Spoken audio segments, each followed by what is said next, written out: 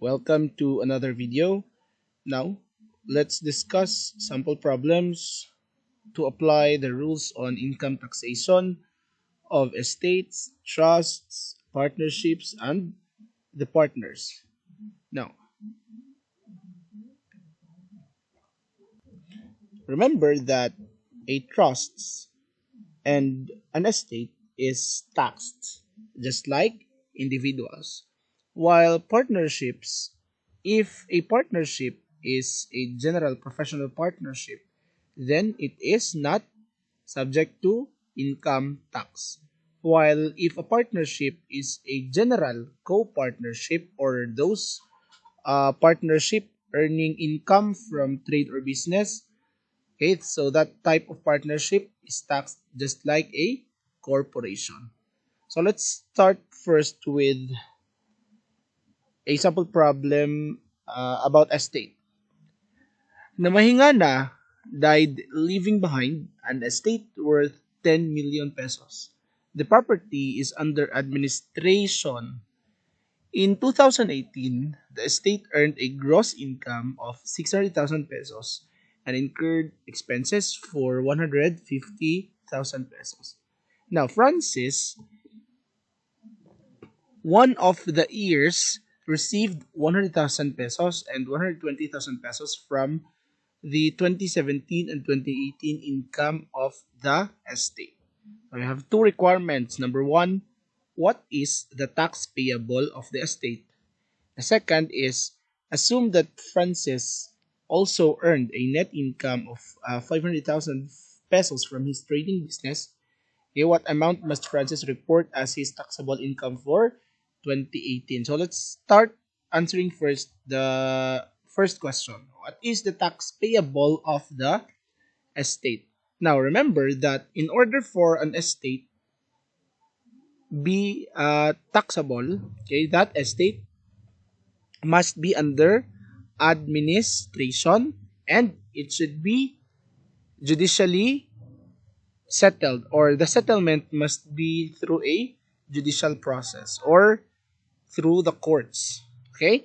So, if that's the case, then to compute the tax payable of the estate of namahinga na is as follows. Okay, so gross income 600,000 for the year 2018 yan. Ito, less mo yung expenses na 150,000 pesos.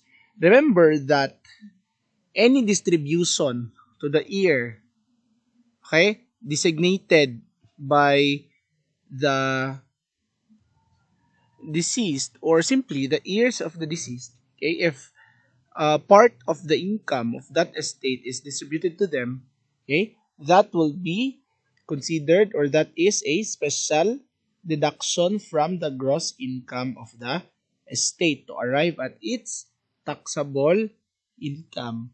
Now, 600,000 minus the deductions, expenses of 150, and the income distribution to Francis, or the heir of the deceased, which is 120,000 pesos.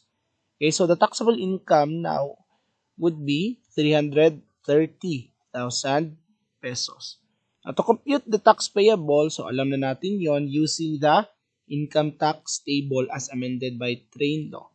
So, that's 330 minus the 250, that's 80,000 times 20% or 16,000 pesos. Now, let's proceed with number 2. Assuming daw that Francis, the heir, also earned a net income of 500,000 pesos from his trading business. So, kumbaga, si Francis daw, meron din siyang income from his trading business, okay, for 500,000. So, kumbaga, may negosyo daw si Francis. Okay, so yung net income niya is 500,000. Okay? You add the amount received from the estate. So, yung dinidak mo dito na 120,000 sa gross income ni estate, of course, it will be taxed or it is taxable to the heir or Francis, the one who received the distribution na 120. So, kumbaga, i-add mo siya sa income, okay, from trading business ni Francis na 500. So, that's 500,000 plus 120,000 na na-receive niya from the income of the estate.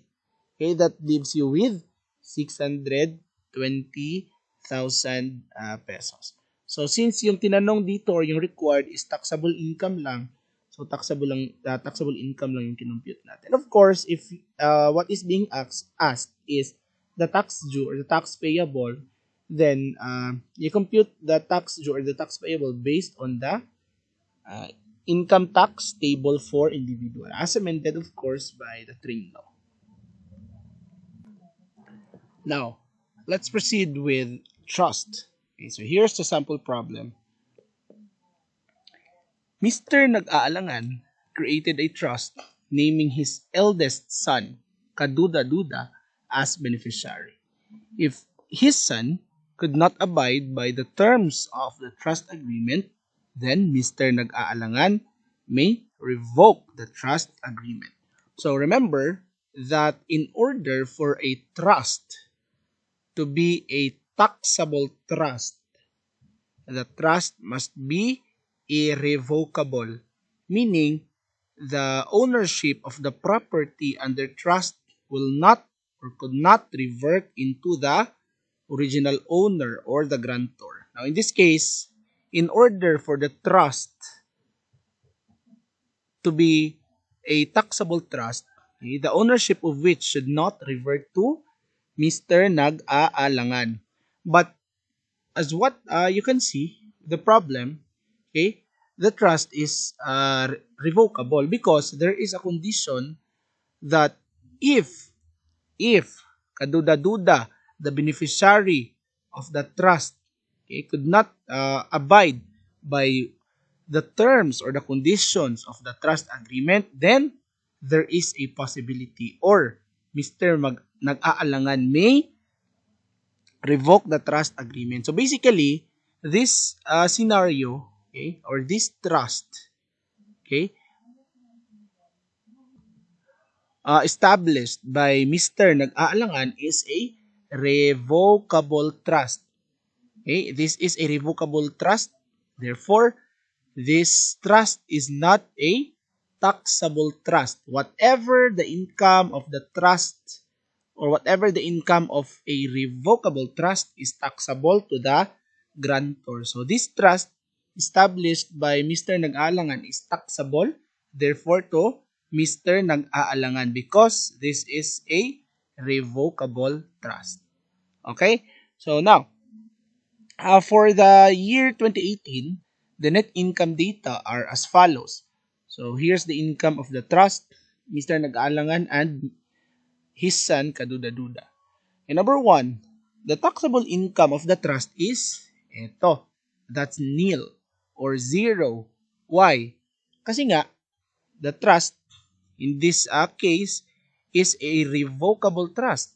Therefore, it is not a taxable trust. Whatever the income of this trust established by Mr. Nag-aalangan is taxable to him, the grantor.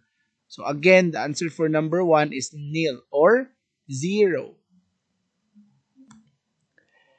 Number 2, the taxable income of Mr. Nag-aalangan is how much? Okay, so may net income dito si Mr. Nag-aalangan na 2.5 million.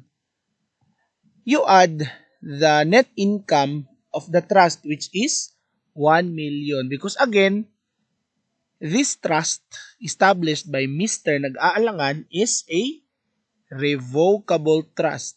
Okay? The income of which is taxable to him, to Mr. Nag-aalangan. Therefore, the income of the trust will be added to the income of Mr. Nag-aalangan. Therefore, the taxable income of Mr. Nag-aalangan is how much? It's 3.5 million. That's 1 million net income of the trust plus his net income or the net income of Mr. Nag-aalangan. It's 3.5 million. Number 3, the taxable income of Kaduda-Duda is, Of course, the taxable of kaduda-duda is his net income na 800,000 pesos. Now, number 4, assuming that the trust is irrevocable, how much is the taxable income of? Okay, so eto na. What if the trust daw na in-establish ni Mr. Nag-aalangan is a irrevocable or an irrevocable trust. So if the trust is an irrevocable trust, then that trust is a taxable trust. Therefore, whatever the income of the trust is taxable to the fiduciary. Okay, not to the grantor. Now, 4-A, what is the taxable income of the trust? Of course, the 1 million pesos. Okay, his net or its net income. Now, what is the taxable income of Mr.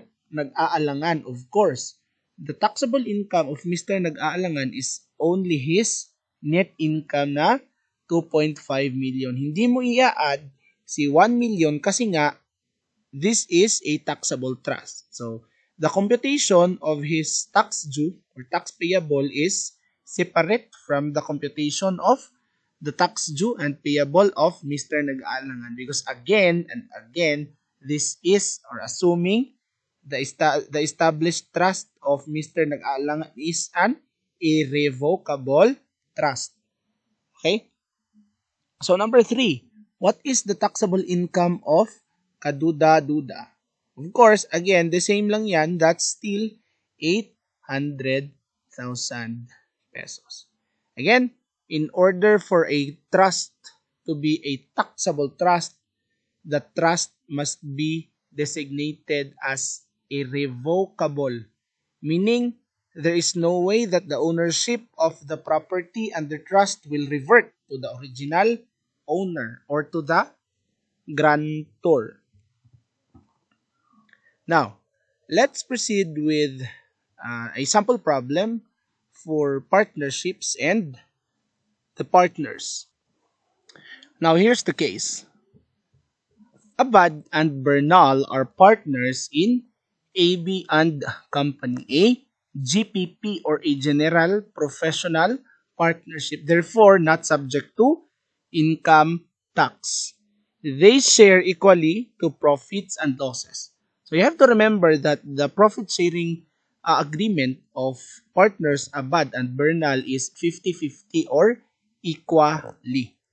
The following are the data for the partnership and the partners. So here's the data of the income and expenses of the partnership, and this is also the data for the income and expenses of the partners. Okay? So basically, si Abad, he is earning an income separate from the income earned by the partnership, as well as Bernal. Now, Abad uses his personal car in meeting clients, incurring 35,000 pesos expenses not included in the expenses claimed by the partnership. So basically, this is another expenses or a separate expenses, okay, incurred by partner Abad, okay, in meeting the clients accordingly, and this expense accordingly is not included or claimed as a deduction by the partnership. Now, to answer question 1, the distributable income of the partnership is, so how much is the distributable income of the partnership then? Right, to compute, of course,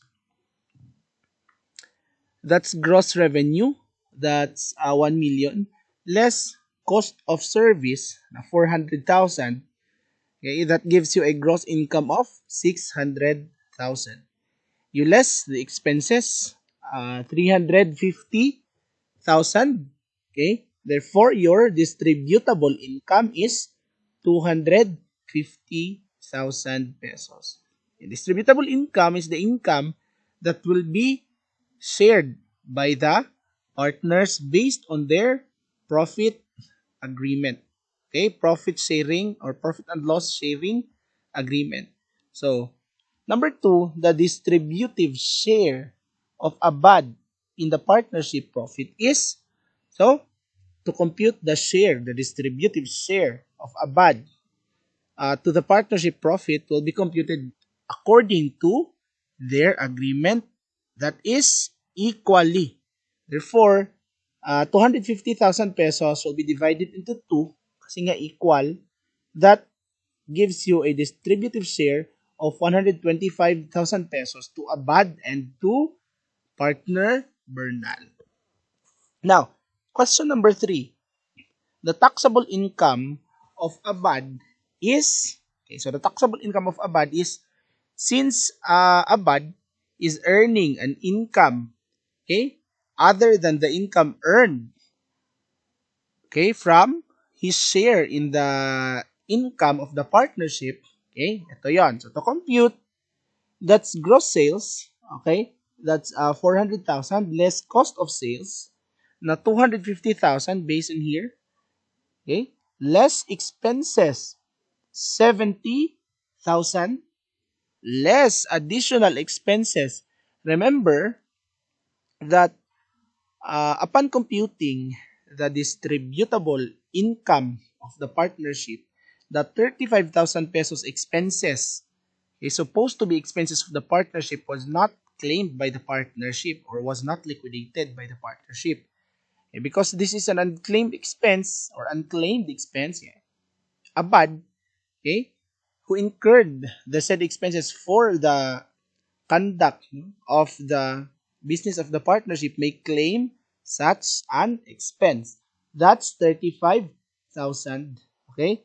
Therefore, the net income from business of Abad or partner Abad or separate business of partner Abad is 105,000 pesos.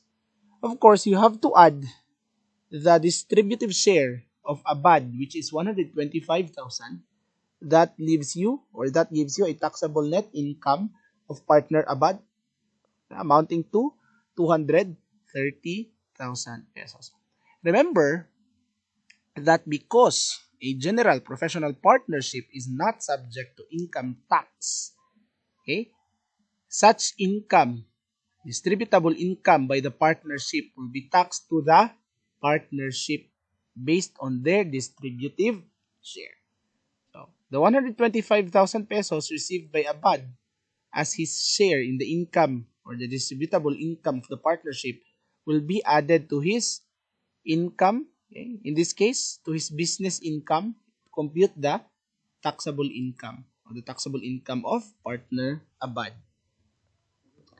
Now, number 4, the taxable income of Abad if the partnership is engaged in trade or business.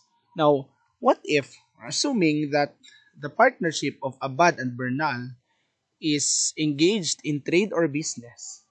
Of course, the tax rules are different. They will be different. Okay, if or the tax rule to partnerships or general co-partnerships and general professional partnership is different because if the partnership is earning income from trade or business, then such a partnership will be taxed in the same manner as the corporation, subject to a 30% tax rate.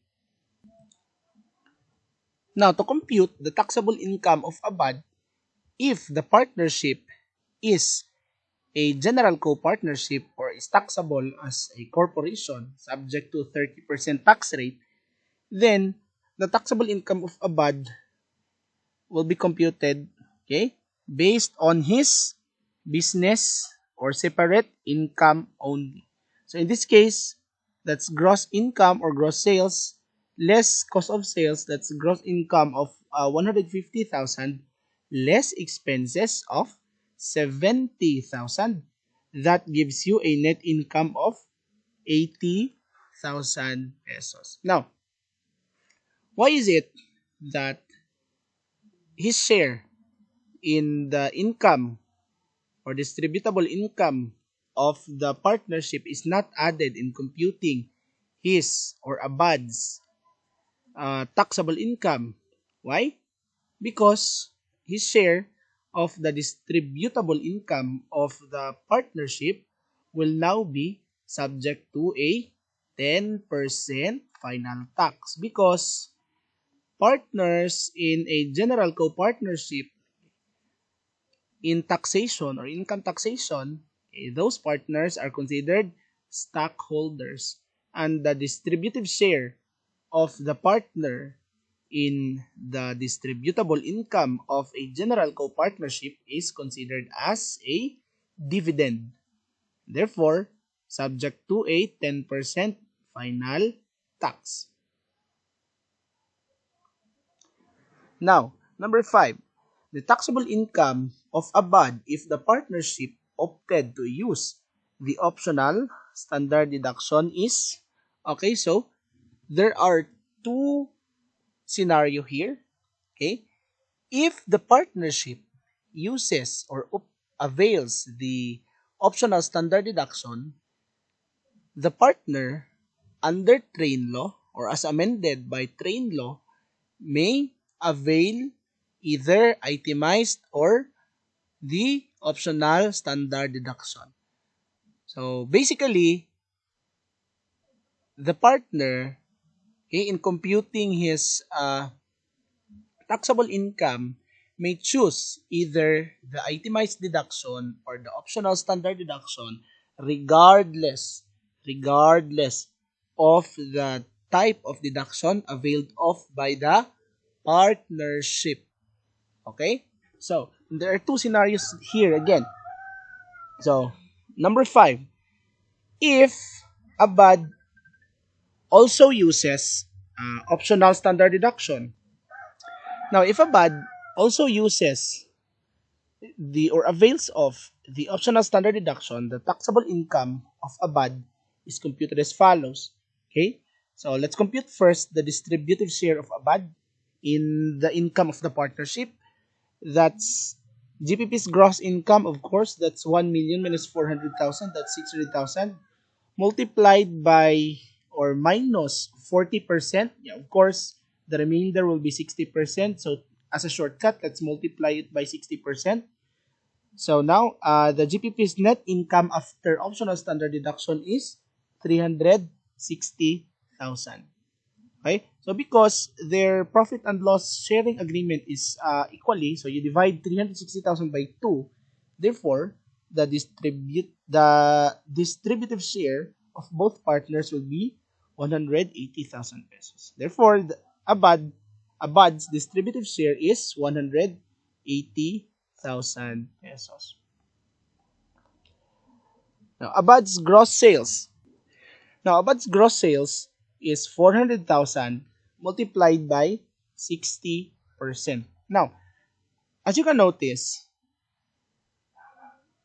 the computation of the optional standard deduction is different from individuals and general co-partnerships and or corporation because to reiterate or as a recap, as a part of recap, okay, the 40% OSD will be multiplied to gross income if the taxpayer is a corporation or a part or a general partnership.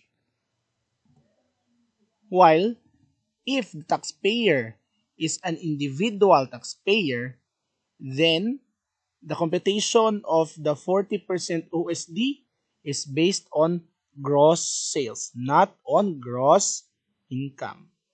Okay? So now, getting back, that's 400,000 times 60%. This is after the OSD na.